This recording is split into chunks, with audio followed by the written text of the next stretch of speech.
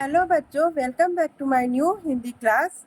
तो बच्चों, आज हम पढ़ेंगे डॉक्टर भगवत स्वरूप उपाध्याय द्वारा लिखित अजंता पाठ का सारांश। तो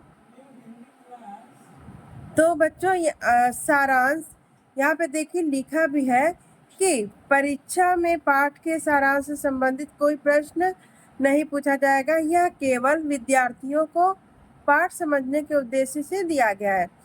तो बच्चों, यदि आप किसी भी पाठ का सारांश पढ़ लेते हैं तो आपको व्याख्या समझने और लिखने में बड़ी ही सुविधा होगी। तो इसलिए चलिए अजंता पाठ की हम सारांश पढ़ते हैं, तो आप लोग भी सुन लीजिए। तो देखो बच्चों, अजंता पाठ का सारांश हम निम्नलिखित बिंदुओं के आधार पर पढ़ेंगे। तो सबसे पहला बिंदु है कि पत्थरों पर खुदी जीवन गाथा। तो प्राचीन काल के मनुष्यों ने पत्थरों पर बारीकी से क्यों चित्र का निर्माण किया, क्यों रंगा, उसका भी कोई कारण होगा। तो देखिए इसमें क्या लिखा है। जीवन को अमर बनाने के लिए मनुष्य ने पहाड़ काटा। उसने अपनी कामयाबी को आने वाली पीढ़ियों तक पहुंचाने के लिए अनेक उपाय सोचे। चट्टानों पर खोदे गए संदेश, ऊंचे ऊंचे पत्थरों के खंभे, तांबे पीतल के पत्थरों पर लिखे अक्षरों में उसके जीवन मरण की आगे बढ़ती कहानी आज हमारी अमानत विरासत बन गई है। इन्हीं उपायों में से एक है पहाड़ काटकर मंदिर बनाना और उनकी दीवारों पर नयन अभिराम चित्र बनाना। तो ये रहा पहला बिंदु। तो बच्चों, मनुष्यों ने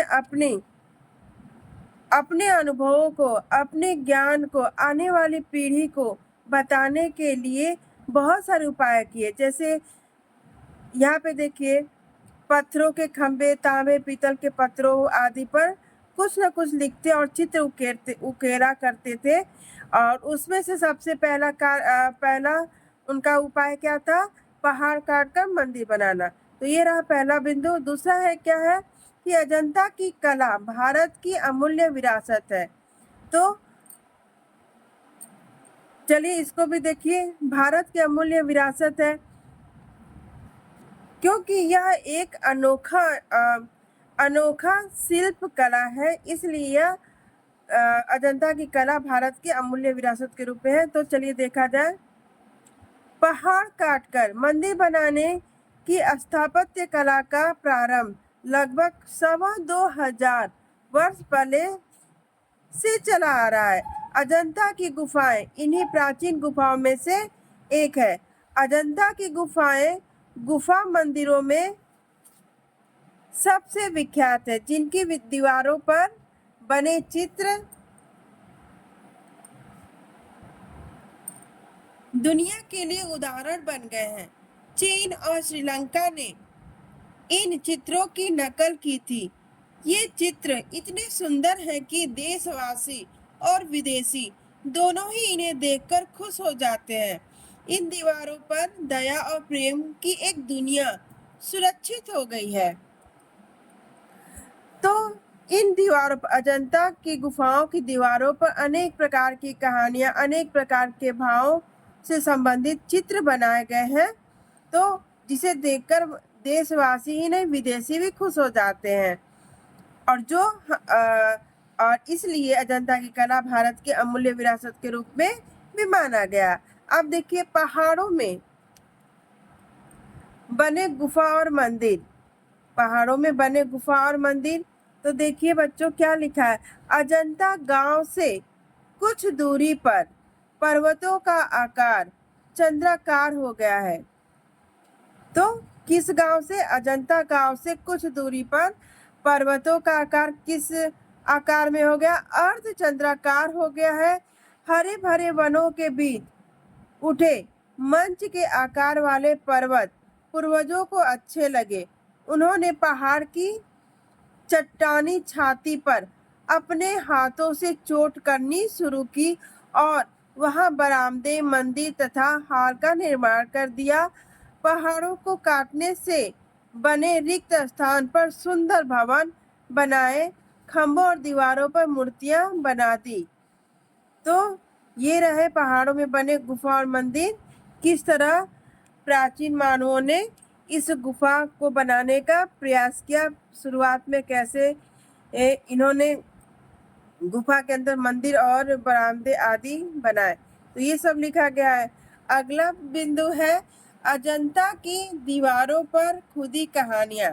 तो बच्चों, अजंता की दीवारों पर एक के बाद एक नई कहानियां सिरजते जा रहे थे। उसमें बहुत सारी कहानियां हैं, जैसे राजा और कंगाल की, हाथी और बंदर और हिरणों की, अनेक भावों की, जैसे पाप, क्षमा, क्रूरता, दया आदि। ऐसे इस प्रकार के कहानियां इस पर खोदी गई हैं। तो देखिए क्या लिखा है। अजंता की गुफाओं की दीवारों पर मनुष्य, पशु, पक्षी और विविध प्राणी का ही जीवन बरस पड़ा है। यहाँ नाना प्रकार की जीवन की कहानियां हैं, जैसे बंदरों की कहानी, हाथियों की कहानी, हिरणों की कहानियों के बीच क्रूरता और भय की, दया और त्याग की कहानी है। यहाँ राजा और कंगले, विलासी और भिक्षु, नर और नारी, पशु पक्षी सभी को सुरक्षित रख दिया गया है। हैवानियत को इंसानियत से कैसे बचाए, कैसे जीता जा सकता है, किससे जीता जा सकता है, हैवानियत को इंसानियत से कैसे जीता जा सकता है, यह अजंता में देखा जा सकता है। यहाँ गौतम बुद्ध के जीवन संबंधी चित्रों से आंखें हटाने से भी नहीं हटती। अगला बिंदु है गुफा की दीवारों पर बुद्ध चरित्र तथा जातक कथाएं। तो जातक कथाएं 500 से भी अधिक कहानियां हैं। जातक कथाओं में महात्मा गौतम बुद्ध के पूर्व जन्मों की कहानियां इन जातक कथाओं के अंदर संकलित की गई है। तो चलिए देखा जाए क्या लिखा है। अजंता की दीवारों पर बने चित्र में बुद्ध कमल लिए खड़े हैं, उनके नेत्रों से प्रकाश फूट पड़ा है। कमल नाल धारण किए यशोधरा भी साथ में खड़ी है। महाभिनिष्क्रमण का दृश्य, महाभिनिष्क्रमण का अर्थ होता है जब गौतम बुद्ध ज्ञान के लिए अपने घर से निकल रहे थे, उसको हम महाभिनिष्क्रमण कहते हैं। तो महाभिनिष्क्रमण का दृश्य, यशोधरा और राहुल निद्रा में सोए हैं और गौतम अपना हृदय संभाले जाने की तैयारी में खड़े हैं। उधर बौद्ध बिच्छू बने नंद का चित्र है। वहीं एक अन्य चित्र में यशोधरा और राहुल साथ साथ है। सरोवर में जल विहार करता हाथी कमल दंड तोड़कर हथिनियों को दे रहा है। उधर महलों में प्याले पर चलते प्यालों का दौर और दम तोड़ती रानी का चित्र। न जाने कितने चित्र हैं इन दीवारों पर। तो बहुत से प्रकार के, निम्न प्रकार के इन अजंता की गुफाओं में चित्र उकेरे गए हैं। अगला देखिए, अगला और अंतिम है। अजंता की गुफा चित्रकला का अलौकिक नमूना है। तो आप लोग तो जान ही गए कि अजंता गुफाएं किसका नमूना, चित्रकला का अलौकिक नमूना है। किस प्रकार है ये भी देख लीजिए।